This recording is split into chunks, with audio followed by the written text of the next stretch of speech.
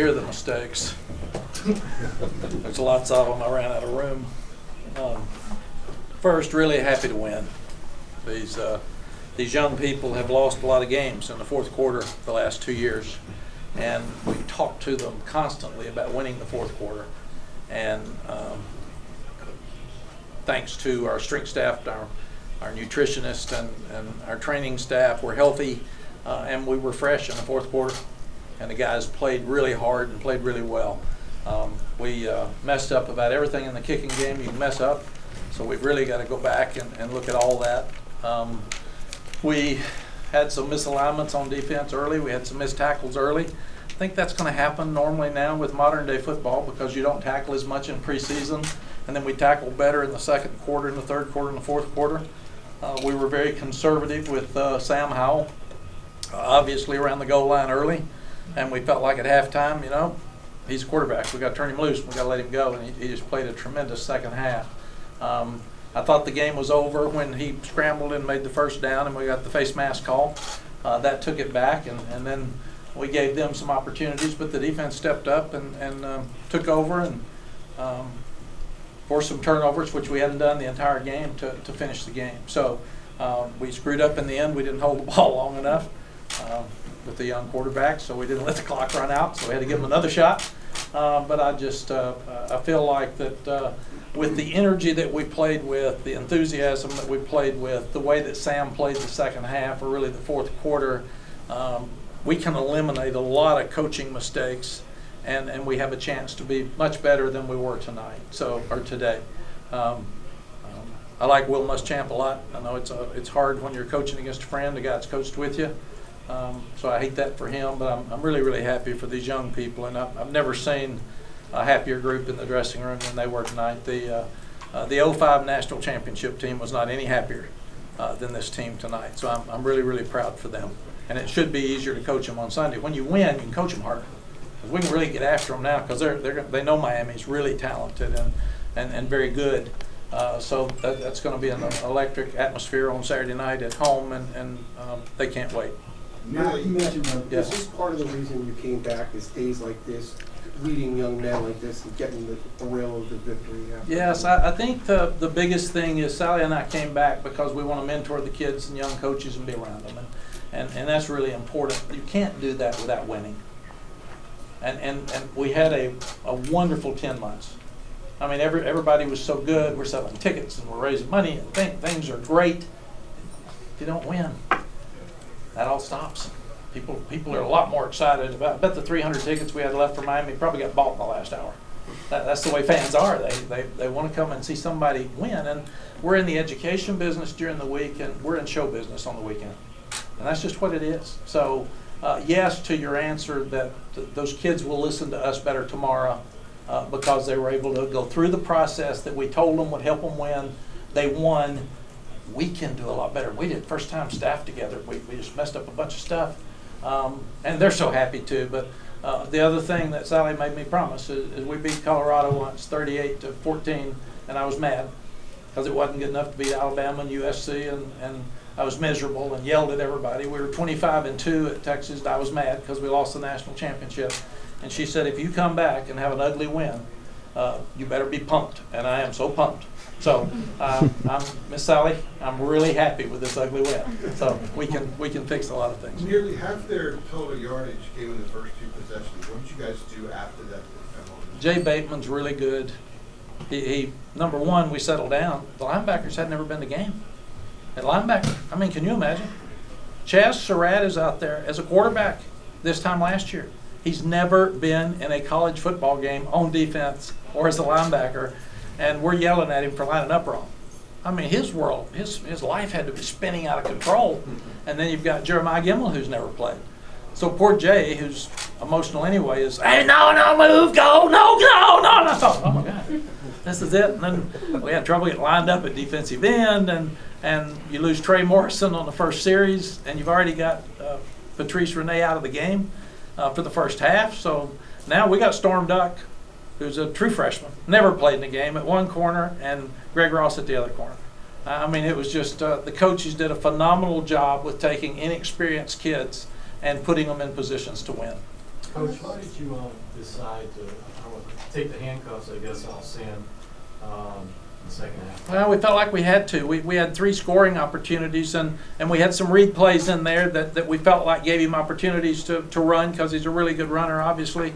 But for us to win, we've got great running backs, but people are going to stack the box unless we can throw the ball outside. And we also felt like in the second half we had to start throwing the ball deep, because they were pressing us and they were doing what we call bear coverage, where they put the big guy over the center and they're covering the guards, and they're just daring us to run the football. You're not going to make any yards, and that's when we felt like we got to move the quarterback some, and we've got to get him throwing downfield. What was the message to the team and the locker room at halftime? Message at halftime was we have screwed up so many things, and we're in great shape, so we've got a great chance to win the fourth quarter. We couldn't be in a better position. How lucky are we?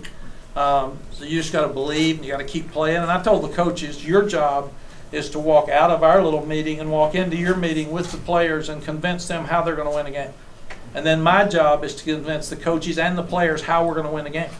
And I always take the stats, because that is important. We felt like we had to outrush them, and when we outrush the opponent, in my life, it's about 98% that you win a game. Coach, And then we got the 2 turnovers late, which really helped. But we just kept telling the kids, you got to believe. And every time adversity hits, we told them, get more positive, get more animated. If you do something good, we're going to be all over you. If you do something bad, we're going to be picking you up, because they've had a lot of things happen bad in their careers the last 2 years. And we just told them, this is new, this is different. Coach, your team was down 11 in the third quarter, and last year typically struggled closing games in the fourth quarter, and then you went and scored 15 unanswered points. What have you done, whether it be camp, practice, message before the fourth quarter, that you think has worked? I feel like, number one, we've sold them on fourth quarter every day at practice since we started in February. Every day we have a fourth quarter drill, every day, and we bring them up. And then what we've done is we felt like, we learned at Texas that if you stay out in the heat too much, you wear them down and they get dead-legged. So we take them out in the heat for an hour, and then we take them indoor for an hour. And they're in shape, but they're fresher, and they're climatized toward the heat, because we didn't have anybody with troubles today, but they're fresh. And Brian Hess did a great job with them this summer. So I was really, really impressed with their energy and their conditioning late in the game. Coach, Mack, you've been doing this Well, Mack, you've been doing this long enough. You know what kind of position this puts Will in. What did you say to him after the game? I said, Will, you've got a really good team, and it's hard for me to feel as good about this as I want to, because I'm pulling for you to win. Good luck. How do you respond if you're in his situation? How do you get a team back? He's done this a lot. He'll just pick them back up. I don't know who he plays next week, but they have a real hard schedule. I mean, we've looked at that. Like us, we got 11 bowl teams. So the thing he'll do is he'll go back to work like we did, and he'll try to figure out why they didn't play as well the second half. And all you can do is take what happened and show them why they didn't win the game, and here's the things we got to do to fix it. That's all you can do. We will do the same thing. Tomorrow, you will think in tomorrow's meetings we lost the game, because we will be all over each other and all over them. And that's just, we've got to fix this. We can't have this to beat Miami in. So this one's going to be a lot of fun till about 3 o'clock tomorrow. Matt, this is a little different than most first games for you. You've been in your first game before. You've been in national championship games before. It was a little emotional for you after the game. You got a chance to go and see your fans. How rewarding is this for you to be able to come back and experience this the first time? Jeff, it was wonderful. I don't usually even raise my hands to fans or sing fight songs and all that. And I thought I should, because they stayed, they were loud, we stunk some. Somebody said they booed, and I said, good, they really want to win. Man, I booed too. So it's just part of the process. But I wanted to tell them thank you, because we need them. And we need them Saturday night. We're going to need them in Wake Forest when we go up to Winston-Salem. I saw them play last night, and they had a great win late. But I did get a little emotional with Allison afterwards, because everything we told these kids that would happen happened. And those kids were so happy. And my life and Sally's life is better when we get to see happy kids.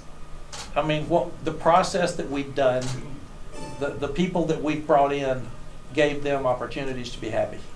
And I just, that's the best thing in the world, to see them do that. Coach, Jack, we got time for one more before we go to players. What was supposed to happen on that fourth, was Sam supposed to run around a little bit? Yeah, and we got a little work to do on our victory formation. What We hadn't worked on that as much as we should have. I guess we weren't planning on that, so. But it was good. We're supposed to have slow, the chart says with 1:45 seconds, you can kill the clock when they have only one timeout left. So we ran the ball once, then we're gonna take a knee, and he's supposed to back up and run around a little bit, kill 6-8 seconds and take the knee. And we just got down a little fast. So we got some work to do there. Coach, But it just gave the defense another opportunity to step up. If you want players, they're going out. You've dealt with so many great quarterbacks over the years, and I wonder with 2 90-yard drives Sam led, what did you see before and during those drives from his demeanor? The thing we saw in practice is that he's mature, and the kids really believe in him, and he is a great leader for them, even though he's a quiet leader. But he's very confident, and he's so good on the run. And Vince Young and Colt McCoy made so many plays when they're out of the pocket and they're looking downfield, like to Antoine Green. He's wide open, and he didn't get that to him in practice. He's been zipping that out there, so he'll be all over himself tomorrow because that's a touchdown we missed. But he's very accurate, and he's strong-legged, and he's tough. You can see he got hit some today, and he doesn't care. Coach, what do you envision out of Miles during the season? Miles is a pro player. He's a leader. He played so well out there. He missed a couple of tackles in space early against their really good receivers. But Miles will be one of the better players in the country before the year's over. What state